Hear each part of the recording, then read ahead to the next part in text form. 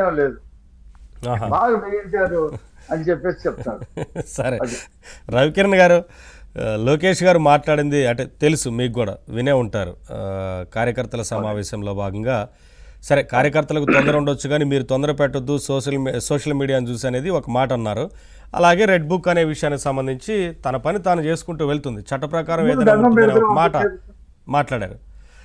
మీరు ఎలా రెస్పాండ్ అవుతారు? అవునండి. నవీన్ గారు, ముందుగా మీకు తోటి ప్యానలిస్ట్ కి ఏబిన్ వీక్షకులందరికీ శుభ సాయంత్రం అండి. నారా లోకేష్ గారు నిన్న చంద్రగిరి నియోజకవర్గంలో పార్టీ ముఖ్య నేతలతో మాట్లాడుతూ ఒకటి రెండు విషయాలు వాళ్ళ పార్టీ సంస్థాగత విషయాల గురించి అని చెప్తూ మరి ఏమన్నారంటే, గత ప్రభుత్వం జగన్మోహన్ రెడ్డి గారి ప్రభుత్వం అందరి మీద, ప్రజల మీద, నాయకుల మీద దాడులు చేస్తూ ఇష్టం వచ్చినట్లు కేసులు పెట్టారు కాబట్టి వాళ్ళు అతపాతాలకు వెళ్ళిపోయారు. మనం కూడా ఆ దారిలో వెళ్ళొద్దు, రాజకీయంగానే ఎదుర్కొందాం, రెడ్ బుక్ తన పని చేసుకుంటా ఉంటది అని చెప్పడం జరిగింది. అయితే ఈ సందర్భంగా ఒకటి, ఇప్పుడు 2019 నుంచి 2024 వరకు ఒకసారి చూసుకుంటే జగన్మోహన్ రెడ్డి గారి ప్రభుత్వం చేసినటువంటి అకృత్యాలు అంతా ఇంత కాదు. అది చంద్రబాబు నాయుడు గారి నుంచి అందరి మీద, పవన్ కళ్యాణ్ గారు కావచ్చు, లేకపోతే మా పార్టీ నాయకులు కావచ్చు, అది అలాగే సామాజిక విశ్లేషకులు కావచ్చు, లేకపోతే యూట్యూబ్ ఛానల్ నడుపుతున్నటువంటి గౌతమ్ గారి తండ్రి గారు, కొండవల్లి సుబ్బారావు గారు కావచ్చు, వాళ్ళు కాదు వీళ్ళు కాదు అందరి మీద ఎగేసుకుని అచ్చూసిన ఆంబోతుల్లాగా వాళ్ళ మీద పడిపోయి అనేకమైన కేసులు పెట్టి వేధించేసి కొంతమంది మరణాలకు కూడా కారణమైన సాక్షాత్ చంద్రబాబు నాయుడు గారి మీద రాళ్లదాడి జరిగితే, విజయవాడ పక్కన ఉన్నటువంటి నియోజకవర్గంలో రాళ్లదాడి జరిగితే అప్పుడు డీజీపీ అన్నమాట ఇప్పటికీ ఆశ్చర్యం కలిగిస్తా ఉంటది. ఇది భావ ప్రకటనల స్వేచ్ఛలో భాగం అన్నారు గౌతమ్ చవాంగ్ గారు. ఒక డీజీపీ, ఒక మాజీ ముఖ్యమంత్రి మీద రాళ్లదాడి జరిగితే స్వేచ్ఛలో, వాక్ స్వాతంత్ర స్వేచ్ఛలో భాగం ఏంటండి? అంత దారుణంగా చేసినోడు. అయితే ఇలా జరుగుతున్న తరుణంలో లోకేష్ గారి యోగలో పాదయాత్ర మొదలు పెట్టేసరికి ఏ రకంగా ఇబ్బందులు పెట్టారు చూసాం. ఆ రోజు ఆయన అన్నమాట రెడ్ బుక్. ఆయన ఏమన్నారు, గత 2019 వరకు నా మీద ఒక్క కేసు కూడా లేదు, అలాంటి జగన్ ప్రభుత్వం వచ్చాక నా మీద 25 కేసులు పెట్టారు, ఇప్పుడు అడుగడుగున కేసులు పెడుతున్నారు. ఈ అధికారులు ఐపీసీ సెక్షన్లు మర్చిపోయి వైసీపీ సెక్షన్లు అమలు చేస్తున్నారు. ఇటువంటి అధికారులు ఎవరు పేరు ఎత్తుకోలేదండి. ఇటువంటి అధికారులు ఎవరైతే ఇలా చేస్తున్నారో నా మీద కావచ్చు, మా పార్టీ కార్యకర్తల మీద కావచ్చు, ఎవరి మీద సరే మా ప్రభుత్వం వచ్చాక వారి మీద చట్టపరమైనటువంటి చర్యలు తీసుకుంటామని చెప్పి అన్నారు. అది వారు అన్నమాట. అయితే ఇప్పుడు ప్రశ్న వస్తుందంటే, ఇప్పుడు 7 మాసాలు అయిపోయింది మా ప్రభుత్వం వచ్చి, సరే వాళ్ళ మీద వివిధ కుంభకోణాలు చేస్తున్నారు. మొదటి ప్రశ్న ఏంటంటే, ఇప్పుడు 7 మాసాలు అయింది కాబట్టి చట్టపరమైన చర్యలు తీసుకోవాలి కాబట్టి అసలు ఒక విధానం ఏంటి? ఇప్పుడు ఫర్ ఎగ్జాంపుల్ నేను అడుగుతాను, ఇప్పుడు రేషన్ బియ్యం మాఫియా బయటపడింది సార్, దాని మీద ఏం చేశారు, ఒక ఎస్ఐటి ఏర్పాటు చేసి ఒక 6 డజన్ ఎఫ్ఐఆర్ దానికి అసైన్ చేసి ఈ ఎఫ్ఐఆర్ల మీద పరిశోధించమన్నారు కదా.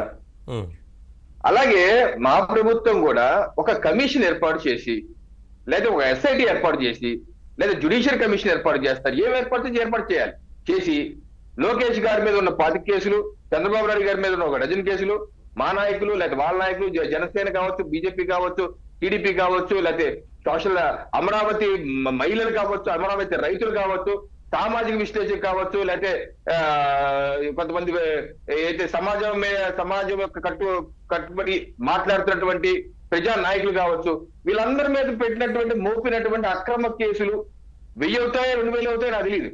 ఇవన్నీ తీసుకెళ్లి ఆ కమిషన్ గా ఇచ్చి అసలు మీరు దీన్ని అధ్యయనం చేయండి, దీని మీద అసలు ఈ సెక్షన్లు ప్రయాణించచ్చో ప్రయాణించకూడదా, అసలు దీంట్లో ఏదైనా వాస్తవం ఉందా లేదా, లేకపోతే ఆ యొక్క కేసుల్ని మనం తొలగించేయచ్చా తొలగించలేవా, తొలగించేసే కేసులు అయితే అన్ని ఉపసంహరించేసుకుంటే అయిపోతుంది కదా. ఎందుకంటే ఇప్పటికీ మమ్మల్ని కార్యకర్తలు బయటకు వెళ్తే అడుగుతున్నారు, అదిగే సార్ అప్పుడు ఏదో కేసు పెట్టేశారు మా మీద వేధిస్తూ, ఇప్పటికీ కోర్టుకు వెళ్లాల్సి వస్తుంది, లేదా ఇప్పటికీ స్టేషన్కి వెళ్లాల్సి వస్తుంది, ఏంటి వేధింపులు ఎప్పుడు తొలగిస్తారు సార్ ఈ కేసులు అడుగుతున్నారు.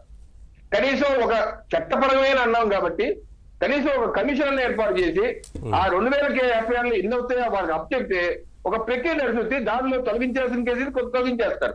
కొన్ని కేసులు ఉంటాయి, ఛార్జ్ షీట్ ఫైల్ అయిపోయిన కేసులు ఉంటాయి, అదైతే మనం తొలగించలేవు, అది కోర్టులోనే చేల్చాలి. ఆ రకంగా వాళ్ళకి న్యాయపరమైనటువంటి వెసులుబాటు ఇచ్చి ఆ కోర్టులోనే దాన్ని కొట్టేసే విధంగా మనం ప్రయత్నం చేస్తాం ప్రభుత్వం తరఫున. ఆ రకమైన ప్రక్రియ అయితే జరగాలి.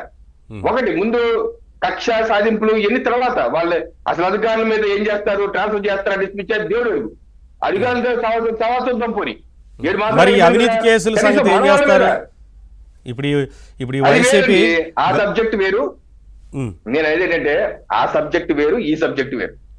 ఫస్ట్ సబ్జెక్ట్ చెప్తున్నాను, అది కూడా దానికి కూడా వస్తాను.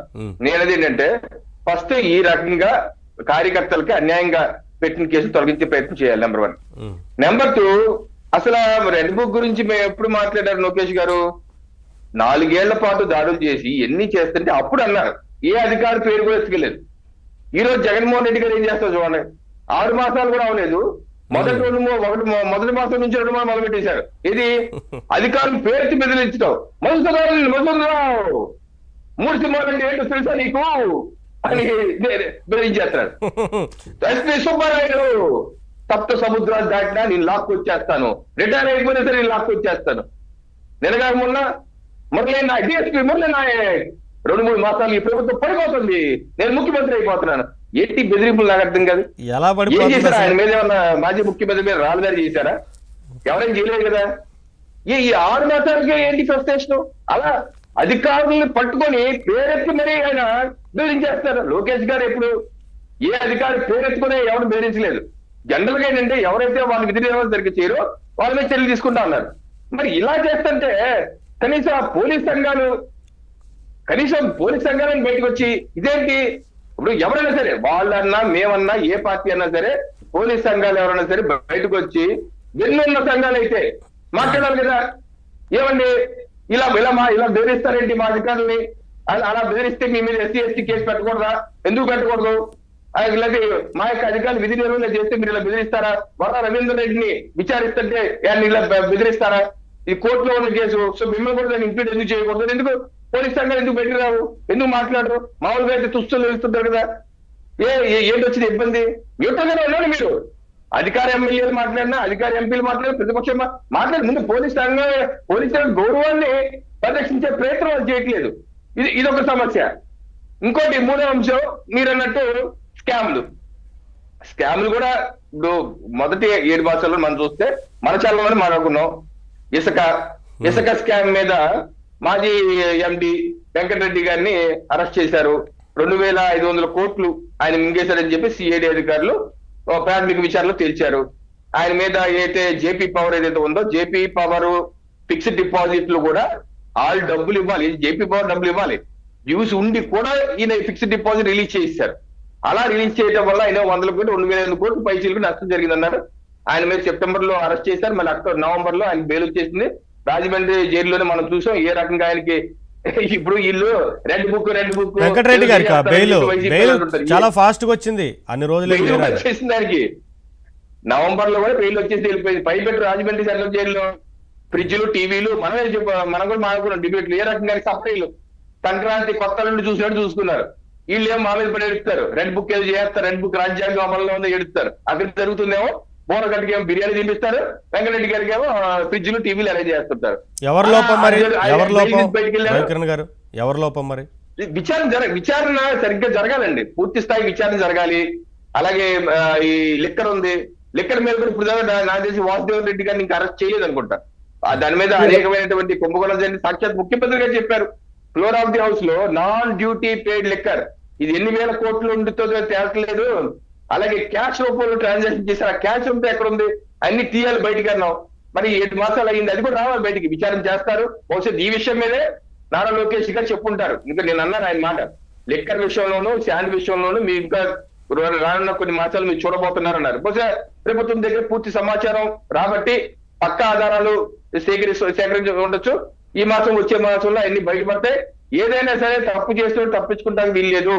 అట్ ది సేమ్ టైము ఏదైనా